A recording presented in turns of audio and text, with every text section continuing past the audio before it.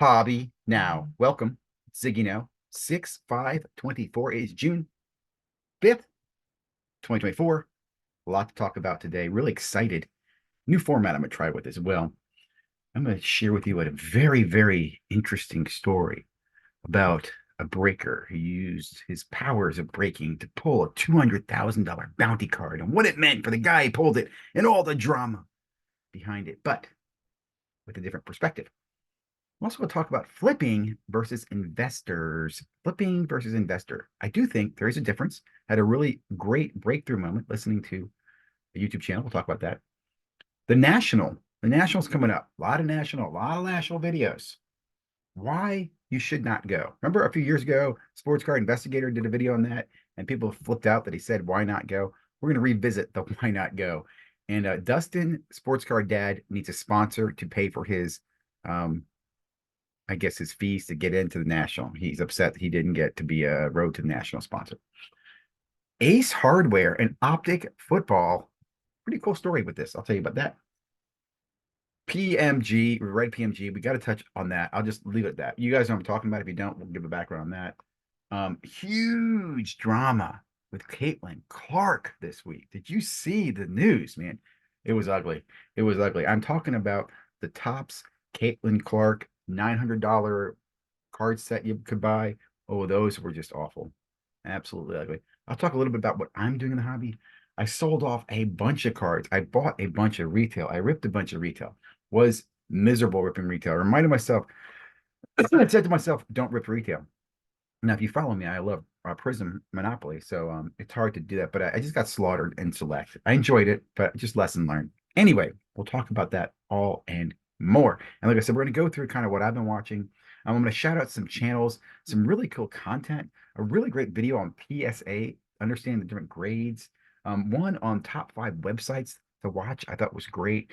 And then another one on Fanatics Gimmicks. I thought another great video done by another content creator. So let's go ahead and jump right into this. We're going to go ahead and I'm going to start with, I think it was Cardboard Coach talking to, oh my goodness. Give me 1 second. Let me pull up. I think I have this information. Oh, I forget the name of the breaker, but we'll get into that later on. Anyway, a Cardboard Coach on Monday had the breaker on who pulled the $200,000 chase card in the Bowman product, the $200,000 superfractor. And what was really interesting about the story, he talks about as a breaker how the guy who pulled it had such bad luck. His truck caught on fire. He lost his job.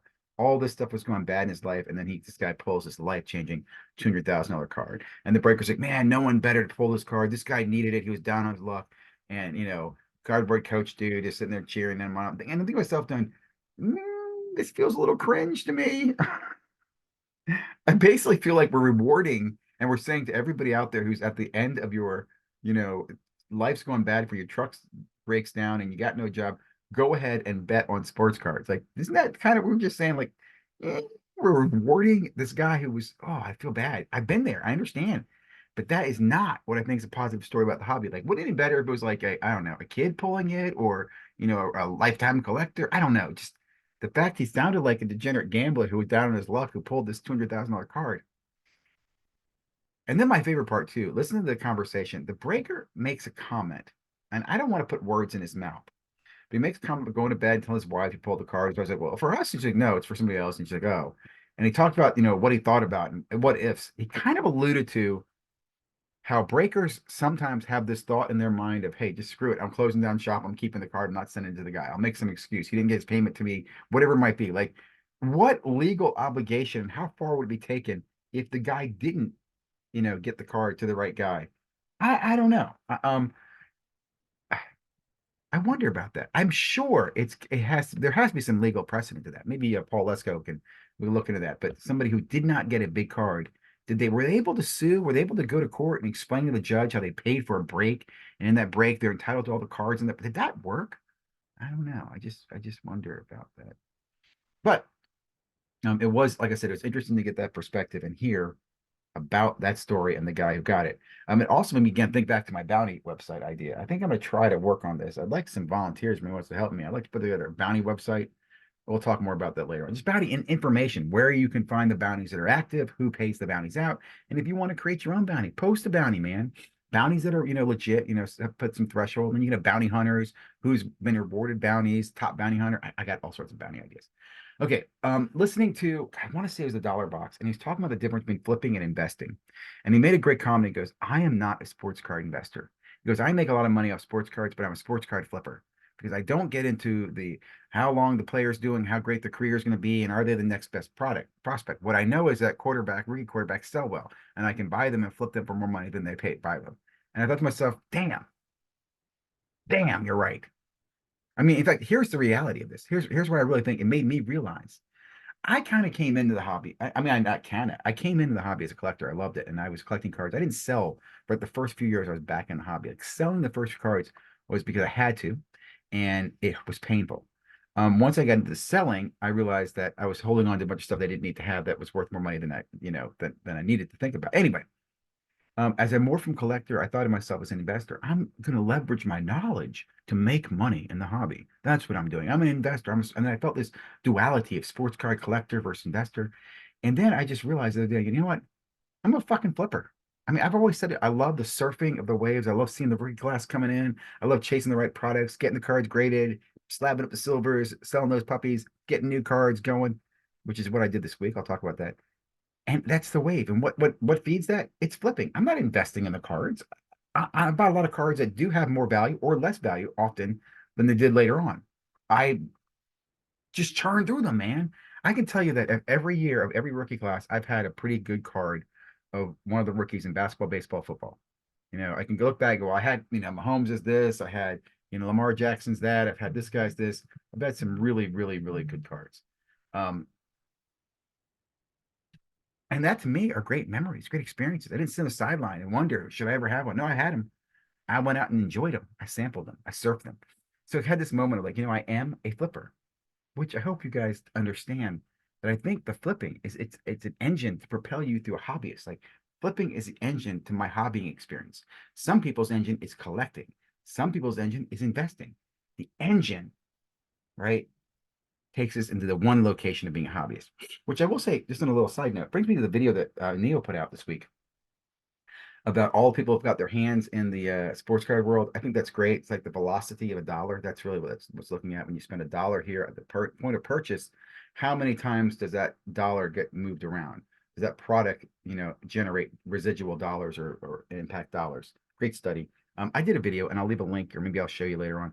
Not a study. I did a video, a whiteboard on what I think is amazing is the hobby communities, right?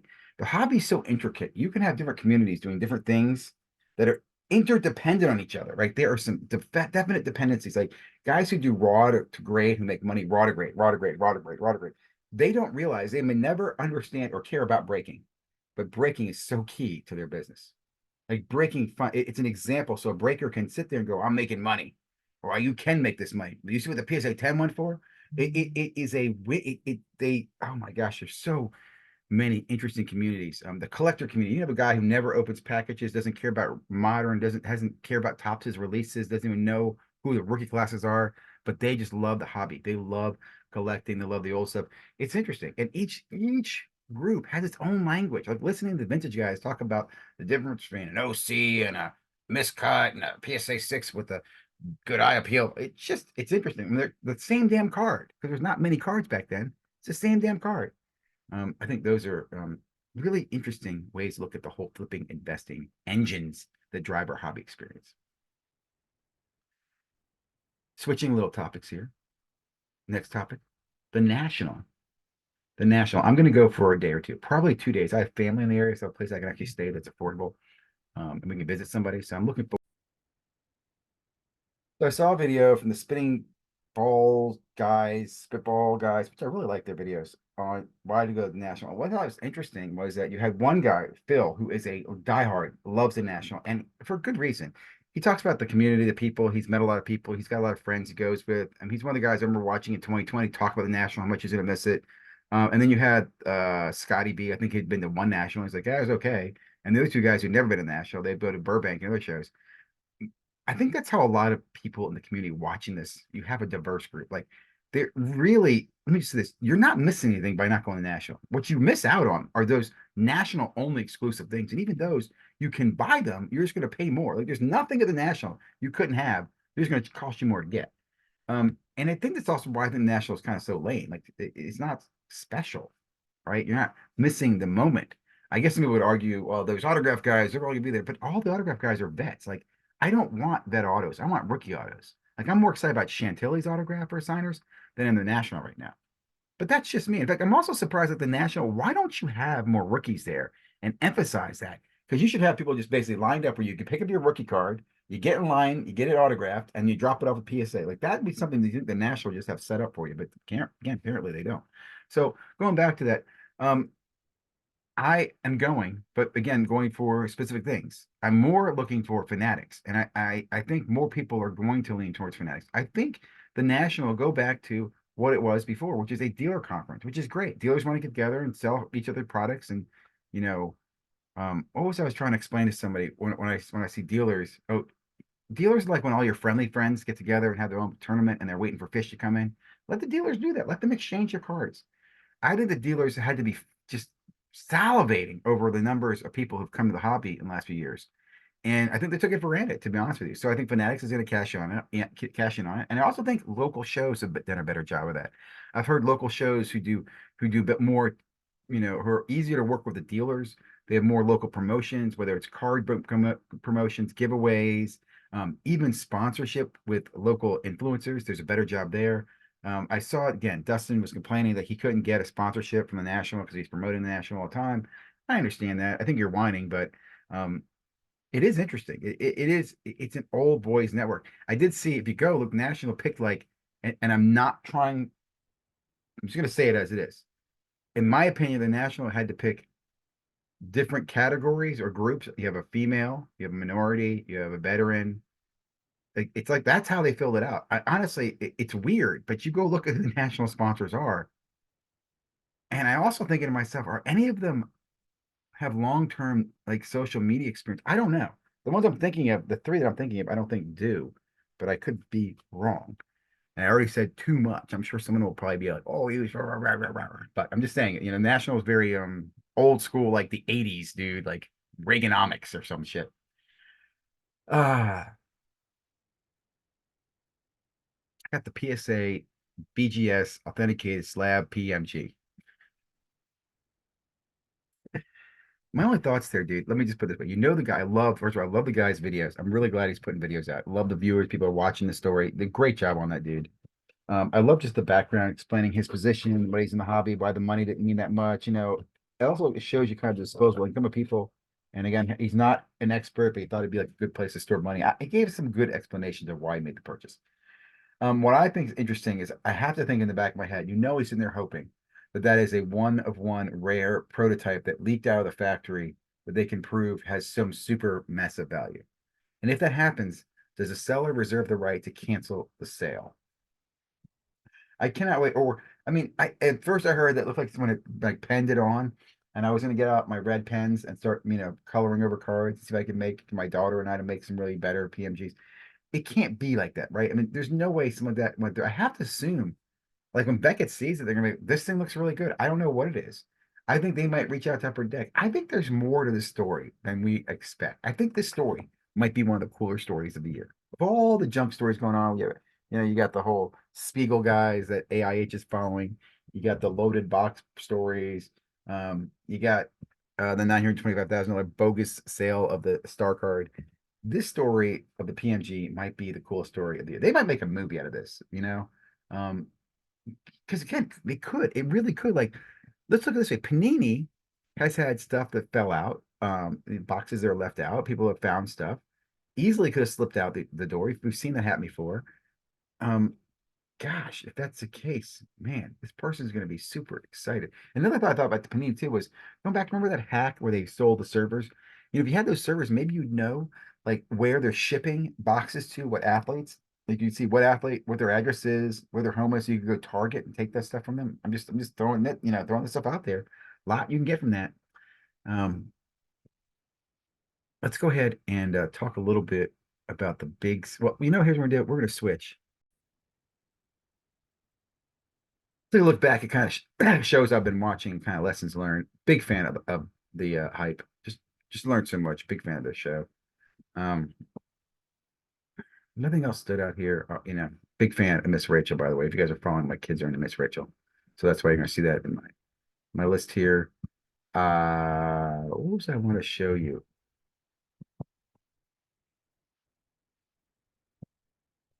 Stolen cards, the hype. This was a good video here, from EDI Sports Cards. This guy's sometimes weird. He makes some really outrageous comments, and if you respond to him, he makes even more outrageous comments. But I love this 10x in the comment my ass. It's worth watching.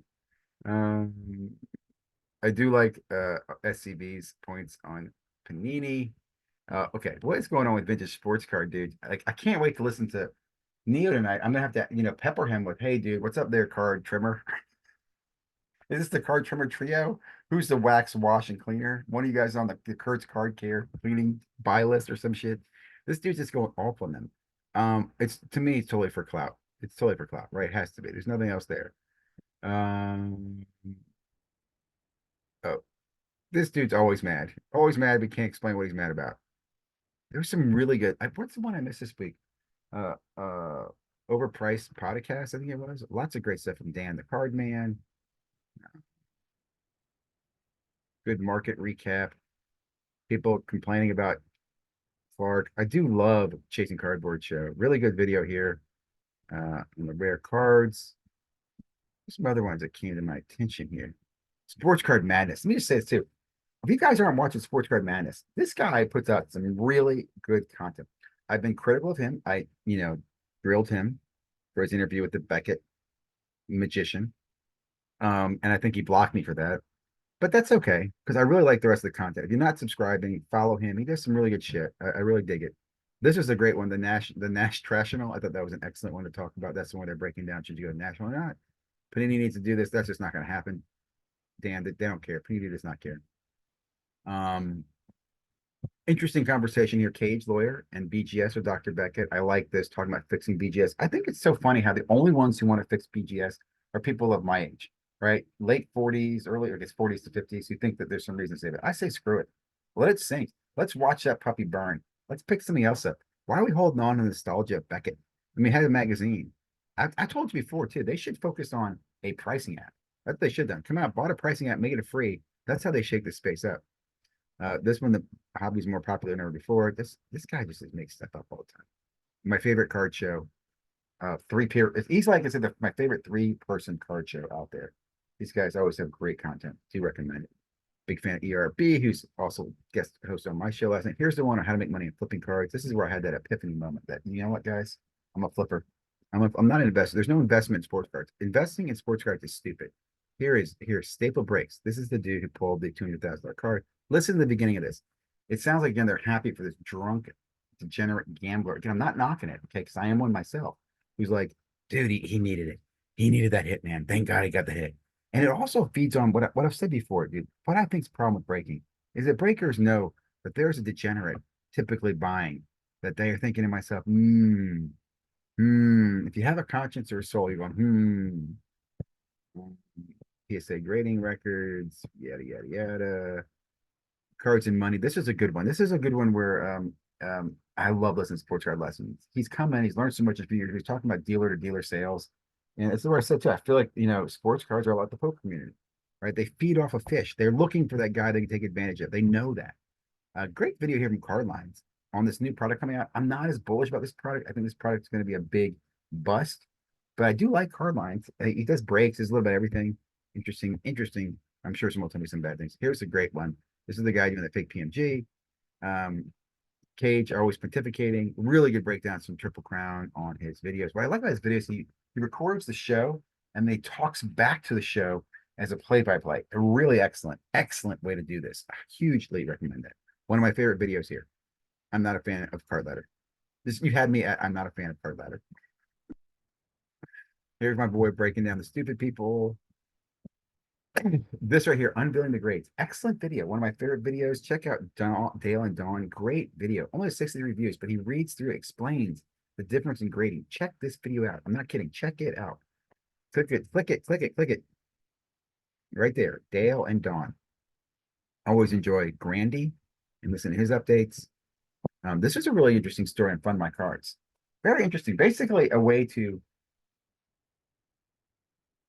consign sell your cards to get a bigger card. I have to say, I kind of like it. In fact, I might actually try it with some cards. Like I have a bunch of Wimbies. I might try to consign my, or not consign, but fund my Wimbies to get a bigger Wimbie. Wouldn't that be kind of cool? I think this is very, very cool. Very, very cool. The national content creator event is on. They said it was the questions about it. It did get confirmed. Here is that video right here. And this is what I want to talk about. Insane $900 price tag for this Caitlin Clark autograph. Let me just tell you this. What the big bummer here was, these are sticker autographs. And when I saw this, I just laughed at myself because I thought to myself, this is clear. The Topps got Caitlin probably a few years ago when she was, not as popular as she's now, and had her sign a bazillion sticker autographs. And then when she came back and wanted to get a bigger deal, they're like, we don't need you. And then she went to Panini, and Panini gave her this exclusive deal. She probably made a ton of money off of Panini, right? But the reality is, who's the sucker now? Like, if I'm Panini, I'm coming out with a pack similar to this, a $900, package, but it's all on card. I emphasize it's on card, no stickers. I would just beat up on Topps on that. And again, for the Topps people bought this, are you happy with $900 for a sticker auto of Caitlin Clark in her college jersey? Pittsburgh found religion. It's actually interesting listening to him preach. We all have different opinions, but that was interesting to hear content creator, do that crossover there. Great extreme cards, great breakdowns about comp state here. This is that Neo cookie jar cards. This is another really good one here. Talking about, this is Dale and Dawn talking about waves and trying to find fundamental buying and selling patterns. I've always been skeptical of that. I've always said that when you get too logical in the hobby, emotions will humble you. More on the update there. I think that's about it. I did like a bunch of good videos here. Don't be like these guys. That was a really good video. And that's it. I think that's all I want to hit on today. Up and down. I do think this is a good video listening to this because I do think you can have a teapot on there talking about pump and dumps and what happens there. Also, a big fan of No PC sports card strategy. Here's the National. Is on the event at the National. Roth card pumping his subscribers. Best gimmicks. Oh yeah. So these are the last two videos I mentioned earlier. Top 5 channels. I really like this guy's video. Tales of the Trade, and then best gimmicks by Scotty B. Really cool. Just looking back and thinking of all the gimmicks that Topps has put in place. Gimmicks and changes or innovations and stuff like that. And I have to agree. I really, really like this video, and I hope he does something like this again in the future. I might do something like this just from my own perspective and for my vlog. Like, comment, subscribe.